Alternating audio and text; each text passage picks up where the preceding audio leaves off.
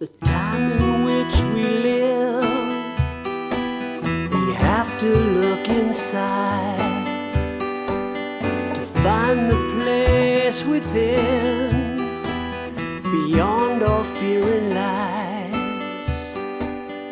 Oh, it's all inside.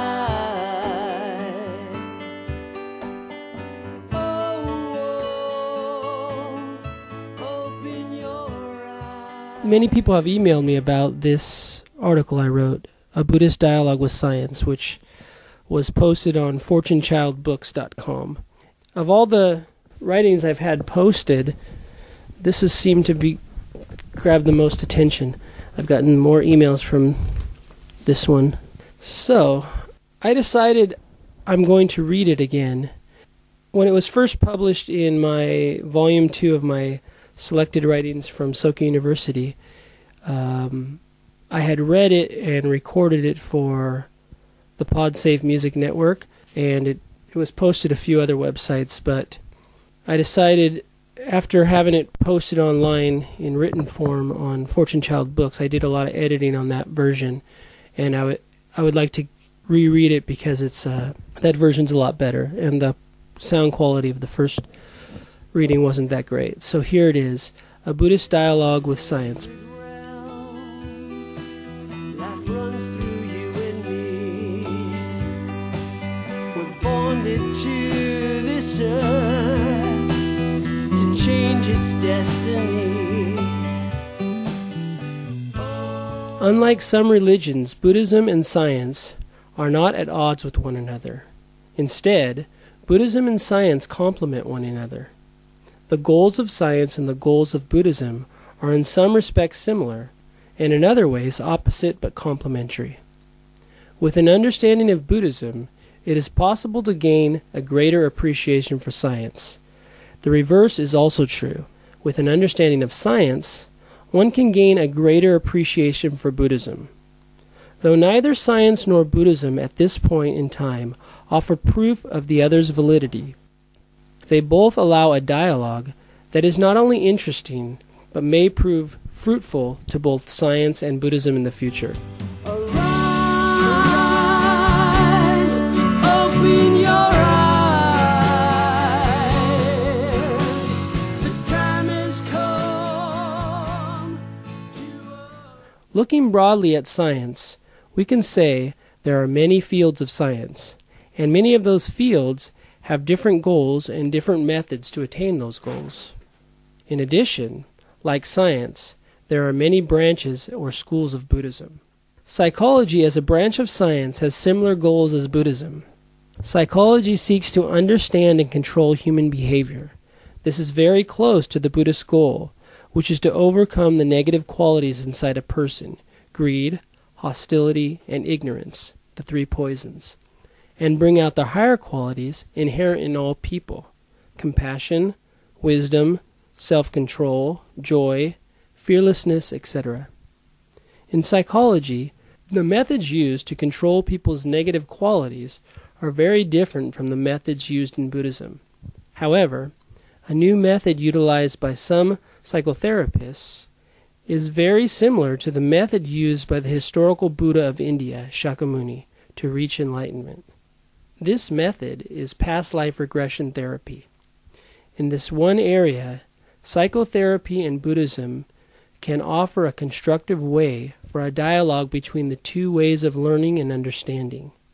In the field of psychotherapy, the growing practice of past life regression therapy had a great takeoff after prominent psychotherapist Dr. Brian L. Weiss released his best-selling book, Many Lives, Many Masters, in the late 1980s. Since then, past life regression therapy has become openly and widely practiced in psychotherapy. What was actually discovered was that it had been widely practiced for many years. In fact, other psychotherapists had published books about past life regression therapy prior to Dr. Weiss as far back as the 1950s. However, for some reason, none of the previously published books on the practice received the same acclaim as Dr. Weiss's book. Consequently, many psychotherapists, even though they had been doing past life regression therapy for many years in the closet, were still unwilling to risk their careers by publishing what they believed would be very controversial in their field. However, after the tremendous success of Dr. Weiss's book, hundreds of psychotherapists finally gained the courage to open their many years of case study to public scrutiny by publishing them in peer journals and books. Now, luckily, one can find many books from noted psychotherapists on this growing practice. If one takes this growing field seriously, this could be a case of science illuminating the understanding of Buddhism, or vice versa. Though few psychotherapists will claim that their studies of past life regression cases are sure proof that reincarnation exists in reality, these therapists' studies of what appear to be past lives can help someone studying Buddhism understand what may have occurred to Shakyamuni under the Bodhi tree when he claimed to have reached enlightenment. Like Dr. Weiss's patients, Shakyamuni also claimed to have seen into many of his past lives. In modern regression therapy, a doctor, through hypnosis, helps his or her patient experience a regression, a reliving of a past experience. Sometimes this is simply the reliving of regressed memories from this lifetime, but often it goes back to the memories of past lives. Unlike modern regression, which is done with the aid of a licensed hypnotherapist, however, Shakyamuni said he was able to see his own past lives through his own self-guided meditation. In fact, most of the stories in the Buddhist sutras are stories of what Shakyamuni referred to as his many past incarnations. Dr. Weiss and others who study past life regression therapy think that there could be many explanations as to what actually occurs during a patient's regression. 1. A patient could experience his or her own past lives. 2.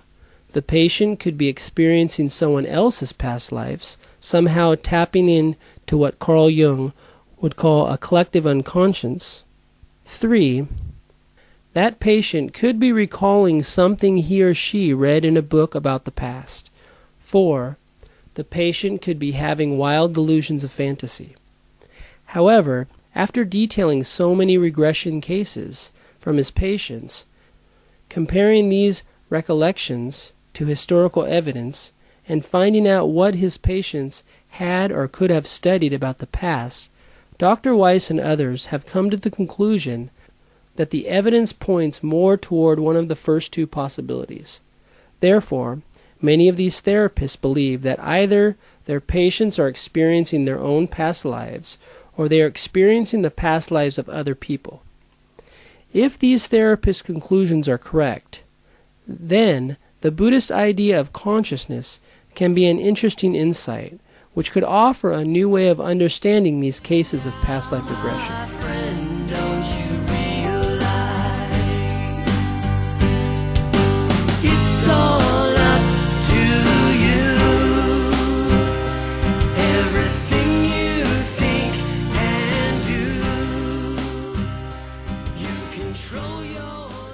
The concept in Buddhism known as the 9 levels of consciousness states that all living things have the potential of experiencing 9 levels of consciousness. The first 5 levels of consciousness are the 5 senses: taste, smell, touch, sight, and hearing. The 6th level is the regular conscious thought process. The 7th level is the subconscious mind, which is very active when a person dreams at night. The 8th level is known as the karmic storage level. This level is like a bank account of all negative and positive actions, thoughts, words, and deeds a person has performed in this life and all their previous lives. The 9th level is a level of omniscience and omnipotence, where a person has access to all that is known and can be known, throughout time and space. Buddhism calls that 9th level a person's Buddhahood.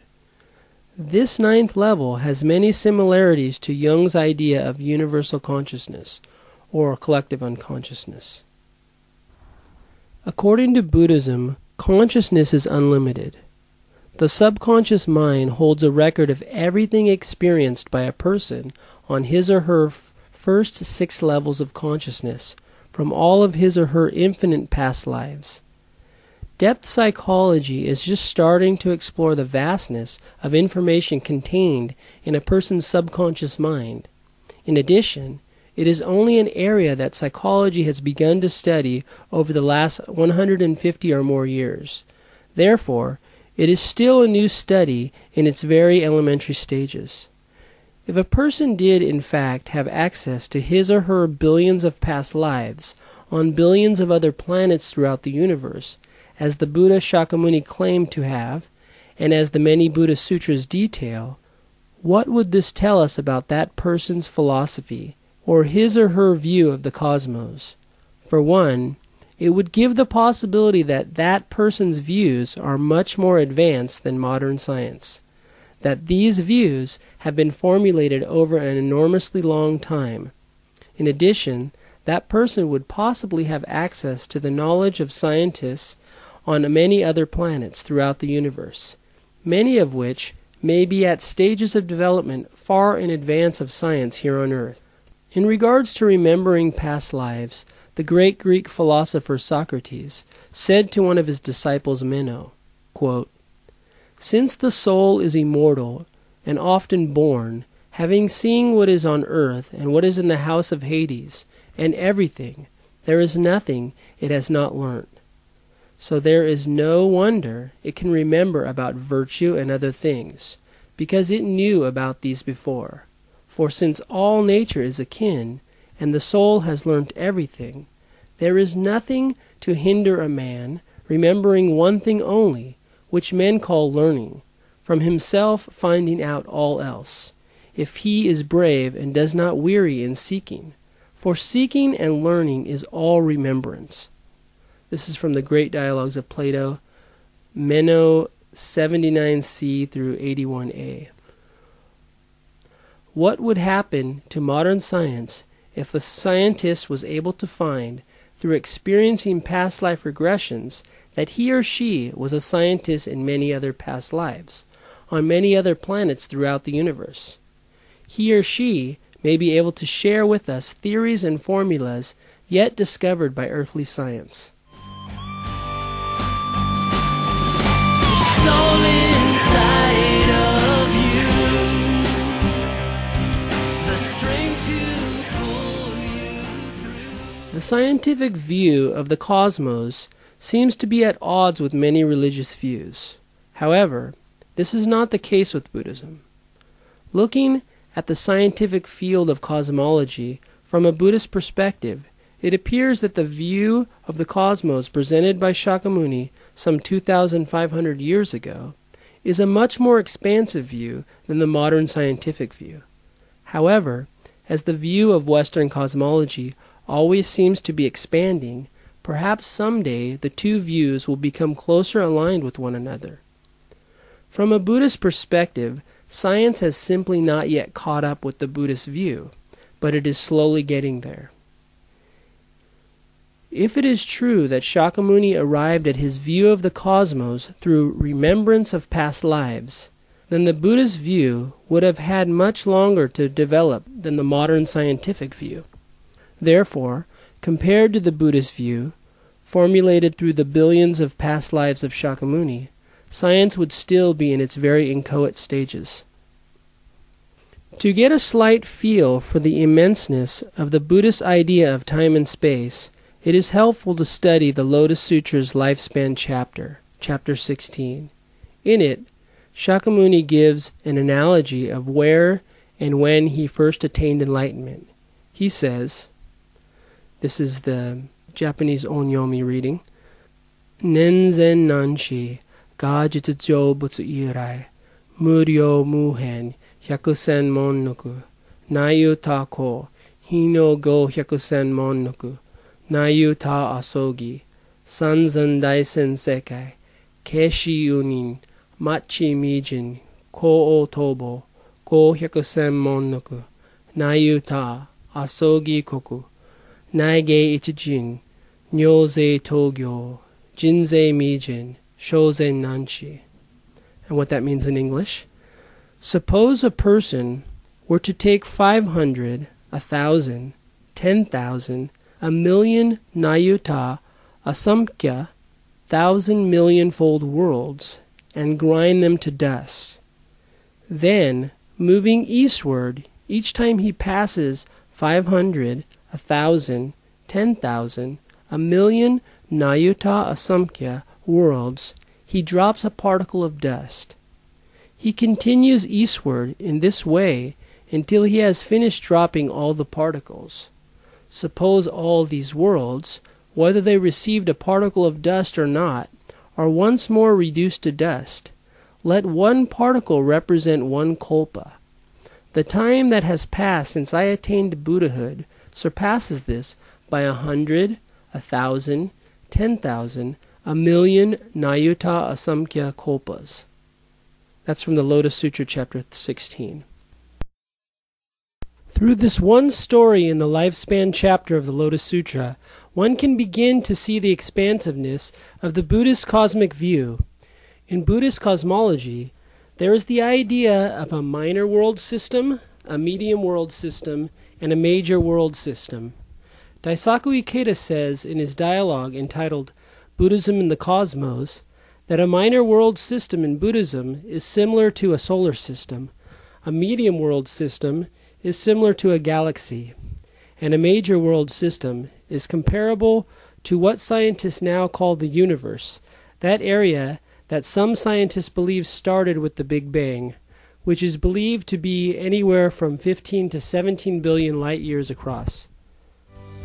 Within a sea of change. In Buddhism, the modern scientific concept of the universe is thought of as just one speck in an infinite number of minor, medium, and major world systems. The amount of time described in the above quote from the Lotus Sutra is unfathomable.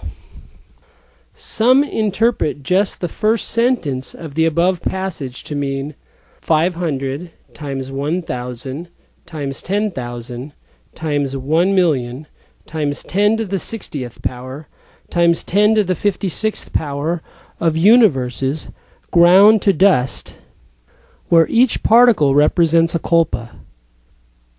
Without going into the rest of the sentences, which increases the time exponentially, this first number alone is beyond comprehension.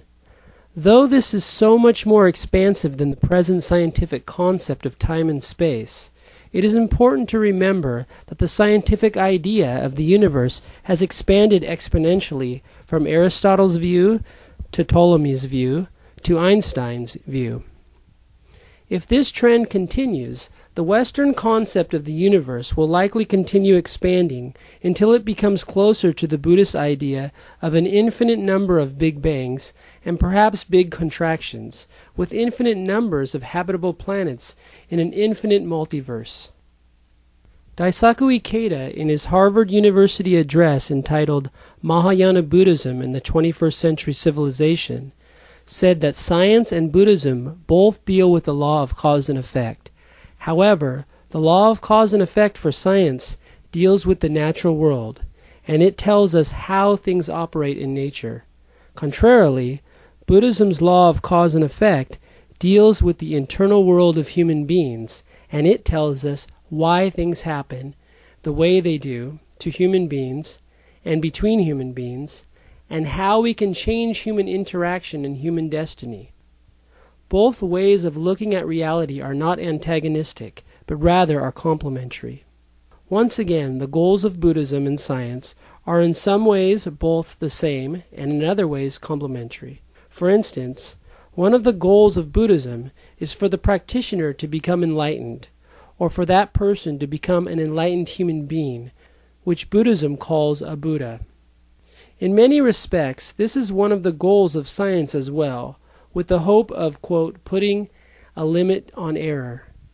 However, scientists want to be enlightened to how physical reality works. Therefore, they seek empirical knowledge. Buddhists, on the other hand, want to know why things happen the way they do. Yet more important than knowledge to Buddhists is the search for wisdom, which according to Buddhism is inherent in consciousness, which all life is a manifestation of. The practical application of science seems to be to gain control over the physical world. On the contrary, the goal of Buddhism is to first gain control over oneself, and then through self-control one can gain control over his or her environment, how one reacts to the environment, and how one's environment responds to oneself. Where the search is directed is also different. Most branches of science search for answers by looking outward into the environment. On the contrary, Buddhism believes that all the answers are inherent in life itself or in the consciousness of living beings. Nevertheless, both inward and outward searching are not antagonistic, but once again they are complementary journeys. It's all inside a treasure tower, so sublime. It's all within, a priceless jewel beneath our skin, and every heartache, every pain makes you stronger, makes you wiser, it makes you come. While believing that the internal life, or consciousness, of living beings is the essential source of all solutions, reminiscent of Socrates' remembrance, Buddhism also believes that living beings and their environment are inseparable. Therefore, the inherent wisdom that living beings possess is also inherent in all things in the universe. This brings us to two essential core beliefs of Mahayana Buddhism, two beliefs that parallel some beliefs held in quantum mechanics and in psychology. One is Shikishin Funi, the other is Esho Funi. Funi in both concepts literally means to be, quote, two but not two. It is often referred to as oneness. Shiki means body and Shin means heart or mind. The first concept is very similar to what psychology refers to with the phrase psychosomatic. The idea that one's thoughts have an effect on one's body and physical health is an idea that is now generally accepted in psychology. The reverse as well is also gaining credibility. There have been many studies in the science of neuro-linguistic programming, or NLP, for example, which have shown that one can change one's thoughts and one's moods by simply changing his or her posture and his or her facial expressions. The second term, Esho Funi, is translated as the oneness of life and its environment. As Ted Marino, the SGI USA Study Department Chief, explains it, quote, Esho is a contraction of Eho, the insentient environment, or objective world, and Shoho, the self, or subjective world. E in Eho means to depend, and Sho in Shoho means subject, signifying that the environment is necessary for the self to exist. Ho in both words means manifest effect, suggesting that an individual's karma appears in both his or her subjective and objective realities. Funi drives home the point that self and environment, while two independent phenomena, are one in their fundamental essence. They are both part of life. End quote. Analogous to this concept, the science of biology, with Charles Darwin's theory of evolution, postulates that life is a product of its environment. While Buddhism does not necessarily disagree with this point of view, it postulates that the reverse is also true. In Buddhism, an environment is a product of the life condition or karma of the beings that cohabitate with the environment. For Buddhism, what this means is that if one changes one's life condition or one's karma, his or her environment will naturally change as well. As noted above, the goal of Buddhism is to gain control over the negative aspects of one's life, while at the same time bringing out the positive aspects of one's life. With the idea of Eshofuni, Buddhism claims that by bringing out the highest quality in oneself, one can cause the environment he or she lives in to exhibit its highest quality as well.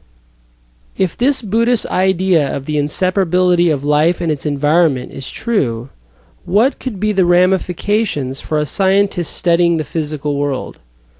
The idea that the physical world is a conscious entity is an idea that is detailed by Gary Zukav in his book Dancing Woolly Masters, an overview of the new physics. He explains that many in the field of quantum mechanics came to the view that light, exhibiting the simultaneous qualities of both a wave and a particle, exhibits a sort of consciousness. A wave, he claims, is a kind of thought form. He also states that this idea has been extrapolated by quantum mechanists to the idea that all physical reality is, quote, a pattern of organic energy, end quote, which he translates as Wu Li in Chinese. In calling it organic, he says, they mean that it is conscious and living. Zukav also states an idea that is so much like the concept of Eshofuni. He says that perhaps the consciousness of humans studying nature has an effect on the consciousness of nature, thus changing nature or causing it to evolve. On the quantum level, it seems the more humans study nature, the more complex and expansive it becomes. First we found atoms, then we found that those atoms were composed of electrons, neutrons, and protons. Then we found that those electrons, neutrons, and protons were made up of quarks and leptons. Now many scientists believe that these quarks and leptons are made up of thinner things, or non-things, called strings. Will this be the last reduction? Most likely not. Zukav asks the question, is it simply that nature is expanding as we study it, as an effect of our consciousness provoking that which we are studying to evolve consciously? The idea Zukav brings to mind with this question relates very much with the idea in Buddhism known as the 10 factors of life, the most profound teaching from the Lotus Sutra's Expedient Means chapter, or chapter 2. Both Shikishinfuni and Eshofuni originate from the 10 factors of life, along with many other revolutionary concepts of Mahayana Buddhism. I've been there too, I know a pain, but all alone I feel the strength within.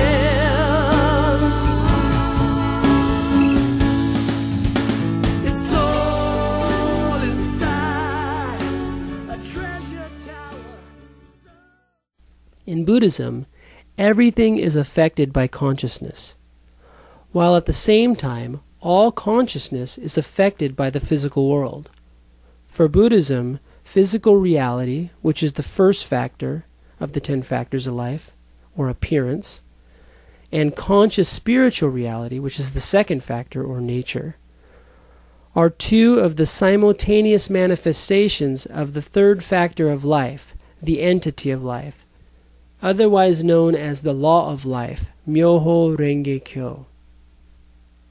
In the Lotus Sutra, Shakyamuni says to one of his wisest disciples, Shariputra, who has followed him closely for most of his 50 or so years of teaching, in Japanese onyomi, Bu shitsu joju, shi sharihatsu, joshu bu setsu, shoi shaga, busho joju, dai tsukeu, nange shiho, yuibutsu yobutsu, naino kujin, shoho jisho, shoi shoho, nyoze so, nyoze sho, nyoze tai, nyoze riki, nyoze sa, nyoze in, nyoze en, nyoze ka, nyoze ho, nyoze honma kukyoto.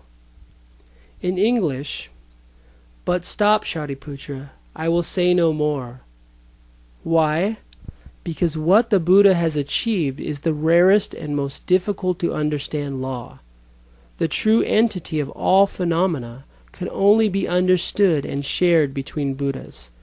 This reality consists of the appearance, nature, entity, power, influence or external cause, inherent cause, relation, latent effect, manifest effect, and their consistency from beginning to end.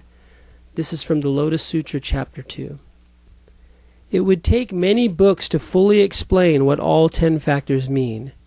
The great Chinese Buddhist scholar Tiantai tried to do so in his colossal work, The Great Concentration and Insight on the Lotus Sutra. I will only attempt a brief explanation and detail how it relates to many ideas of modern science. The first 3 factors of life deal with how life manifests. By life, Buddhism, like Zhukov's idea of Wu Li, means all reality, both physical and conscious spiritual reality. The entity of life, Myōzei Tai, otherwise known as the law of life, Myoho Renge Kyo, manifests itself simultaneously as the appearance of life, Nyōzei So, physical reality, and the nature of life, Nyōzei Sho, or conscious and spiritual reality, which is similar to Zhukov's idea of a thought form. Life manifests these 2 factors of appearance and nature only in relationship to causes and conditions, which are explained by the other 7 factors of life. Without the many causes and conditions, life could not manifest. Life, like all energy, would stay in a latent stage, as potential energy, until the conditions are right for it to become manifested as kinetic energy. This parallels what Zhukov explains as the 2 aspects of light according to quantum mechanics. Under different sets of experiments, light proves to be both a particle, which is a photon, which in Buddhism represents the factor of appearance, and a wave, or a thought form, which in Buddhism represents the factor of nature. The 2 are manifestations of 2 aspects of the same reality, or as Buddhism describes in the concept Funi, they are 2 but not 2.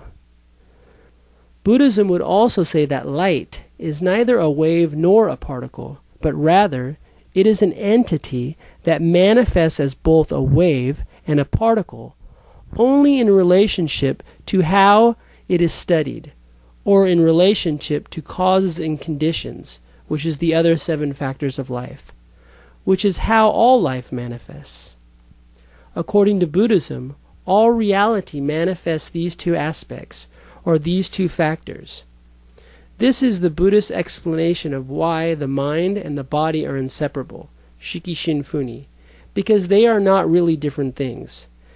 They are simply 2 manifestations of the same reality. They are factors of an ultimate reality, which Buddhism calls the law of life, Myoho Renge Kyo. Within our lives there is a key to open doors to set us free. We create the future, you and me. The time is now, as you can see. In the science of brain chemistry, otherwise known as neurochemistry, we are now seeing that there are chemicals created by the brain for every feeling a person experiences. For example, we see that when a person is happy, his or her brain secretes certain hormones such as dopamine. When a person is stressed, their brain secretes norepinephrine, a stress hormone. The same is true when that person is sad. His or her brain secretes chemicals for sadness. Feelings of love are also accompanied by chemical reactions. When someone feels love, that person is having a chemical reaction with another person's pheromones. Because of this, some scientists will go as far as claiming that love is nothing but a chemical reaction. However, this only demonstrates the extreme bias in most fields of science, which focus primarily on one side of reality, the physical aspect of reality, while negating the importance of the conscious spiritual side of reality, or as Buddhism would call it, the nature of reality. Do scientists neglect the conscious spiritual side of reality because that side of reality is much harder to understand and so much harder to prove? Do they take the easier road by studying only, as Herman Bondi said, an area where such perfection of solution is possible? This materialist bias in science goes back as far as Aristotle, who said, quote, "Credit must be given to observation rather than to theories, and to theories only insofar as they are confirmed by the observed facts." Similarly, when Einstein said, quote, "All knowledge of reality starts from experience and ends in it," most scientists assume he meant only physical experience and not conscious spiritual experience. However, one scientist did explore past the easy and comfortable physical side of reality to delve into its other side.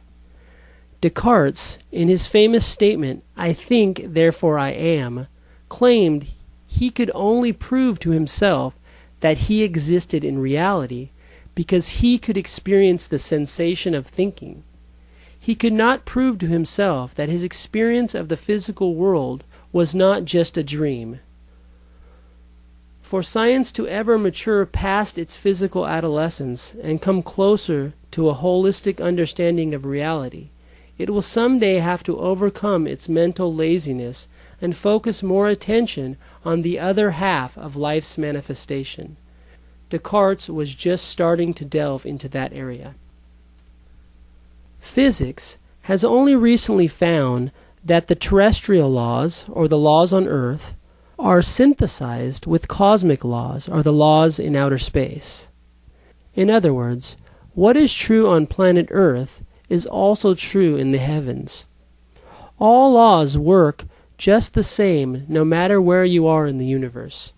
However, physics is still searching for the synthesis between cosmic terrestrial laws and the laws of quantum mechanics. In other words, physicists are trying to see how the cosmic laws, such as gravitation, the law of motion, etc., can be synthesized with the laws controlling the forces inside an atom, which as of now seem to act on laws that are completely different from cosmic laws. The time is now, as you can see, nothing can stop us.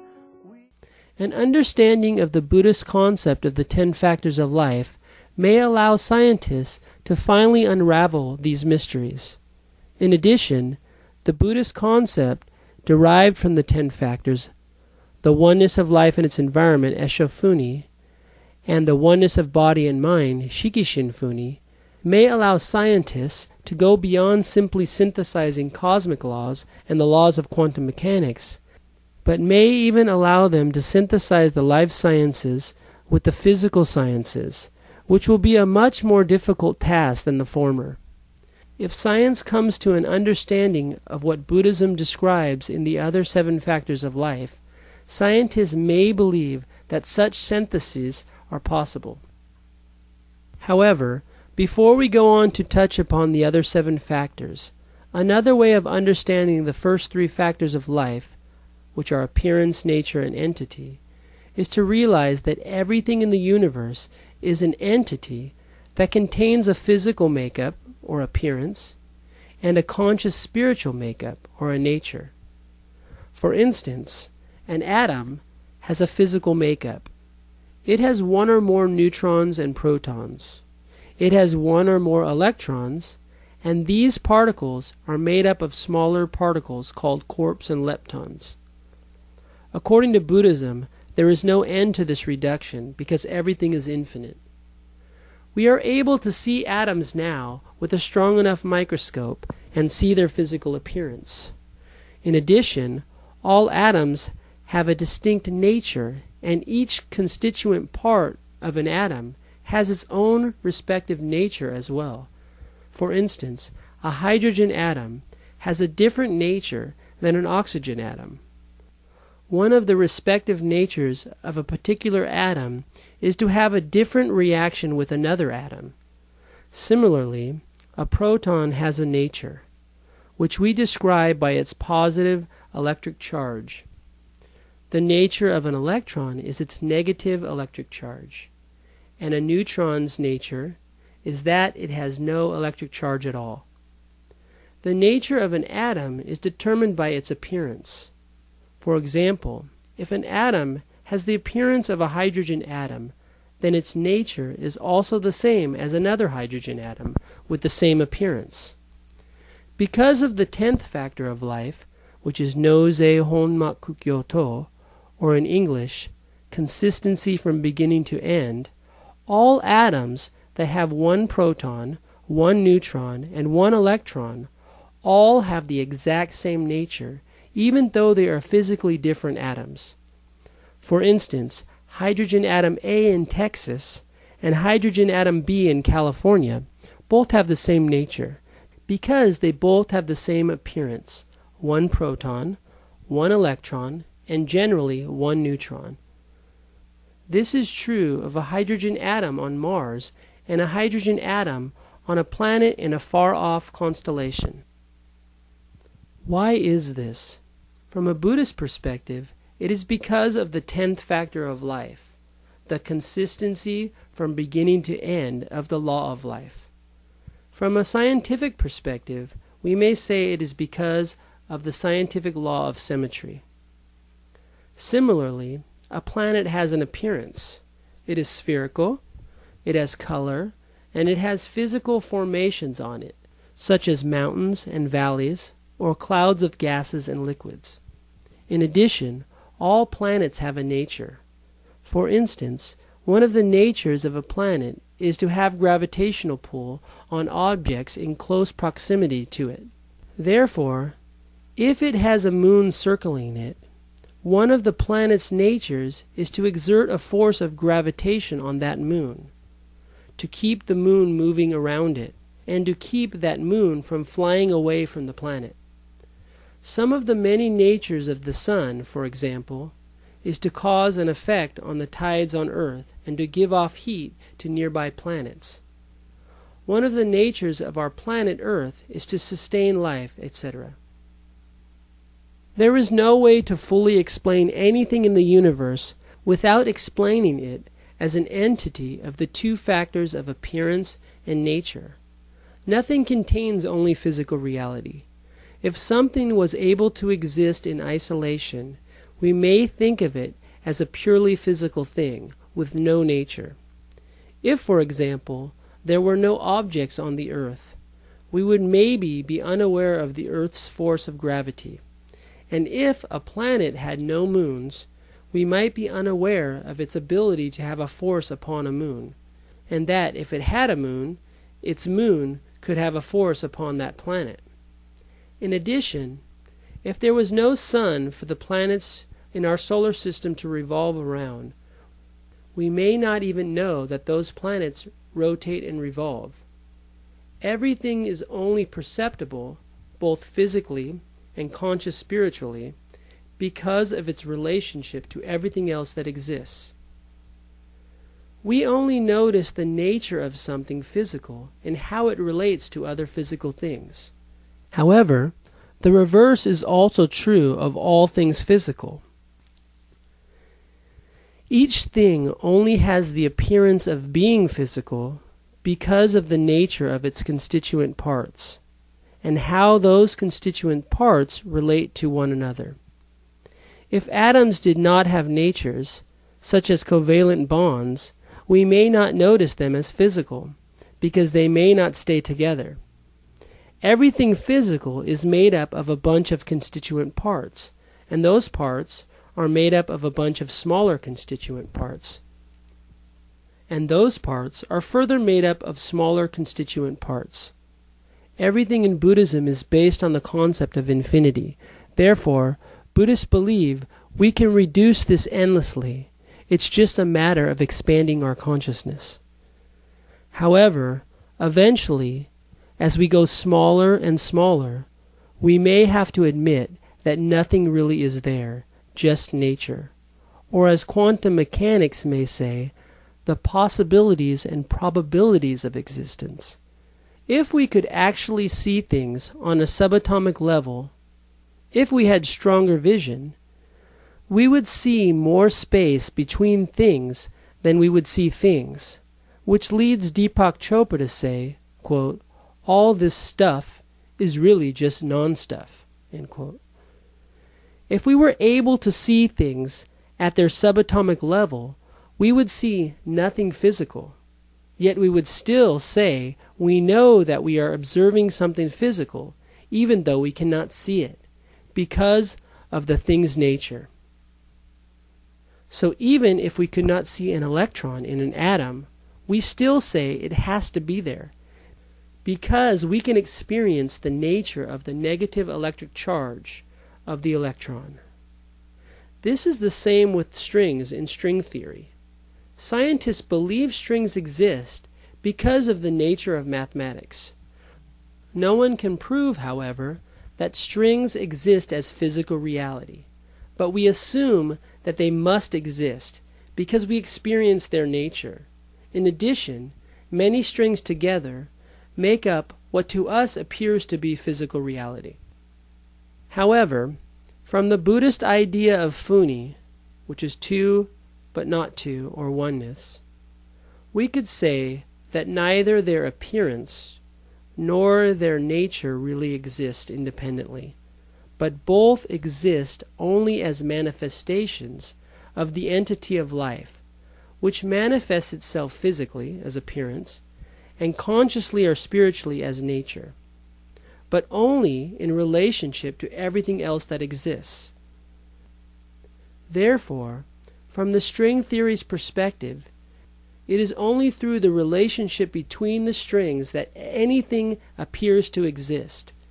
It is only the relationship between one thing and another thing that gives the two things an appearance and a nature.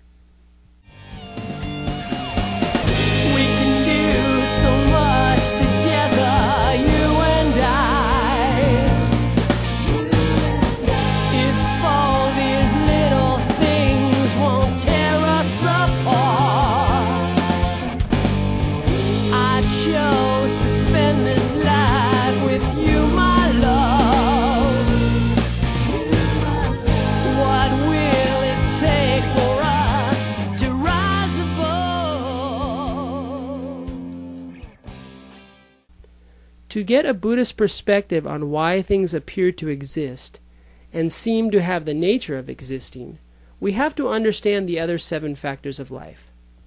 The 4th through 10th factors, 4 being power, nyose riki, 5 influence, nyose sa, 6 inherent cause, nyose in, 7 relation, nyose en, or external cause, 8 latent effect, nyose ka, 9 manifest effect, nyose ho, and 10 consistency from beginning to end, nyose honma kukyoto, all explain the cause and effect relationships between both physical and conscious spiritual reality, and between the entity of that reality and the entity of all other realities. According to Buddhism, without the cause and effect relationship, both physical reality and conscious spiritual reality would cease to exist. They are simply manifestations of these causes and conditions. This is where the idea of non-substantiality, or emptiness, which is ku in Japanese, in Buddhism originated. In Buddhism, everything is empty of individual or independent existence. In other words, everything exists only as a web of relations. Now, however, as Deepak Chopra and Brian Zukoff point out, some in the field of quantum mechanics are also realizing that physical reality has no physical substance whatsoever. The substance of reality only appears to exist physically in relationship to other things that appear to exist. The idea of string theory seems to be going in this same direction. Most string theorists would hesitate to say that there is any physical substance to strings.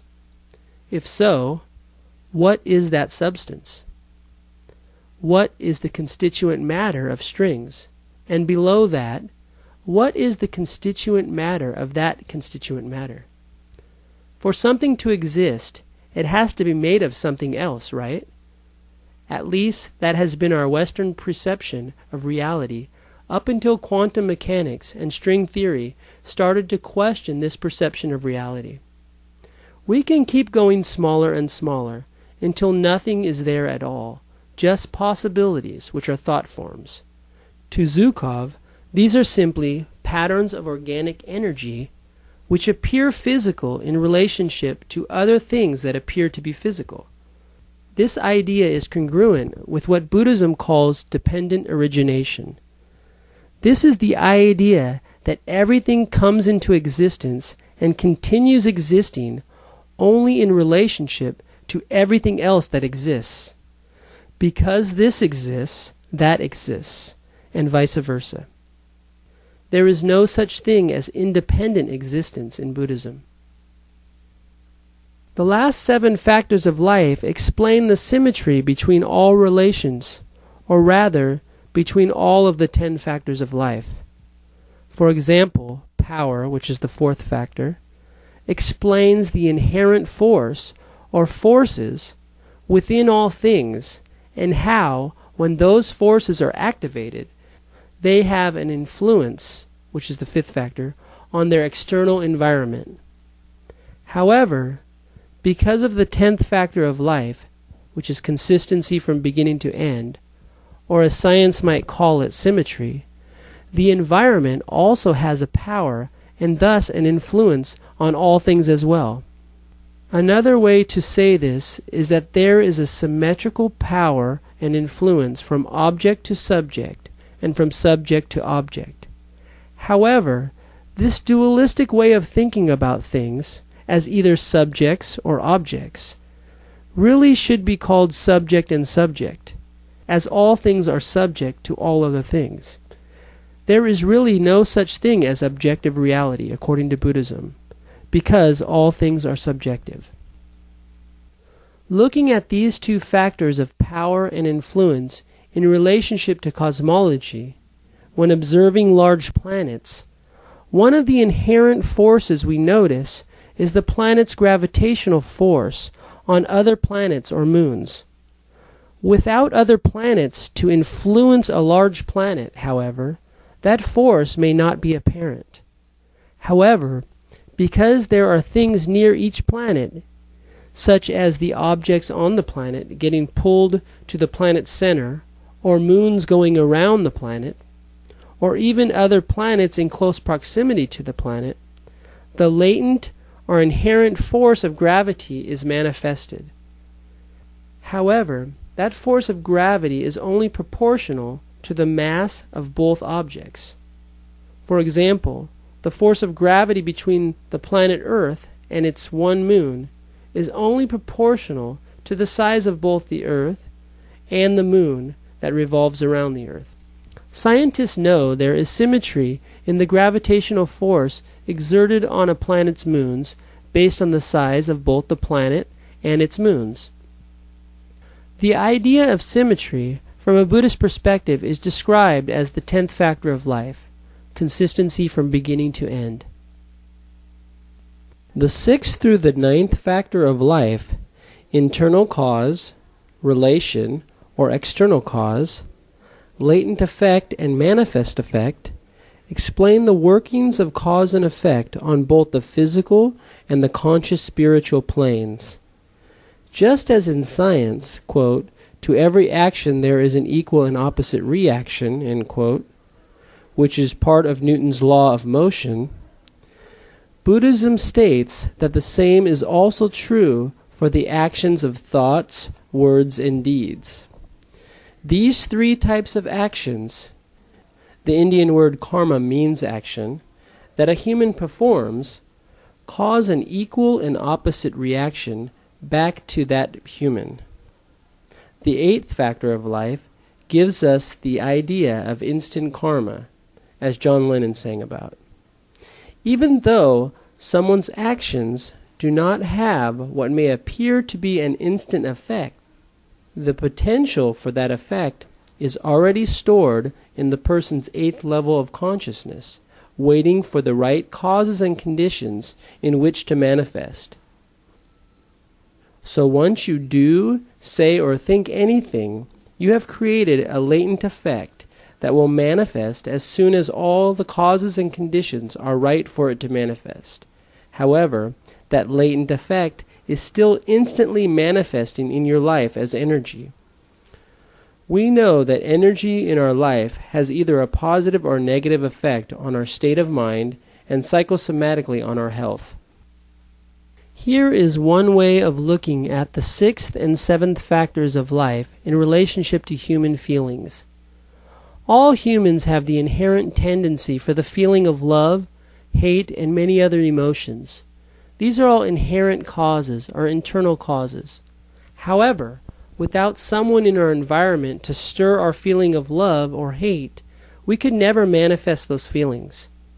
Therefore, we need a relation, an external cause, to allow us to manifest our internal cause. There is symmetry in these attractions. There is consistency from beginning to end. However much a person stimulates another to feel love or hate, that person will manifest those feelings to that degree. From these few examples of the similarity of concepts between Buddhism and science, one can see that both Buddhism and science have a lot to offer each other, to push each other to new ways of viewing reality. There are many more similarities, such as the Buddhist concept of the 10 worlds and its relationship to psychology and brain chemistry, and probably even other similarities that I am not yet aware of, nor far too many to detail in this short paper. Hopefully, as science progresses and the study of Buddhism progresses, each will continue offering complementary perspectives to the other, and hopefully a richer dialogue will emerge from the study of both. If science is to progress quicker, it must be open to alternative views of reality. In addition, if the understanding of Buddhism is to progress, and if Buddhists are to become more enlightened, they must constantly challenge their views of reality by comparing them with the views of science. That concludes my essay, A Buddhist Dialogue with Science. Good night, goodbye everyone, and I hope you enjoy the final song that I'm leaving you with.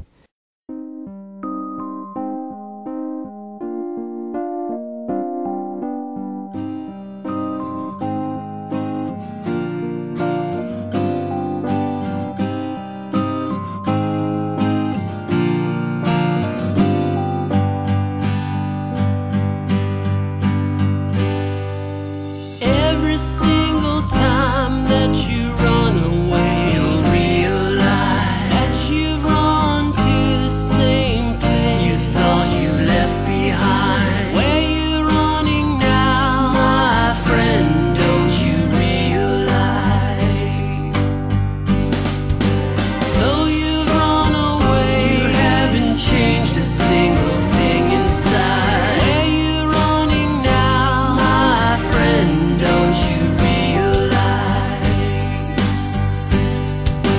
It's all up to you. Everything you think and do, you control your destiny. You don't even need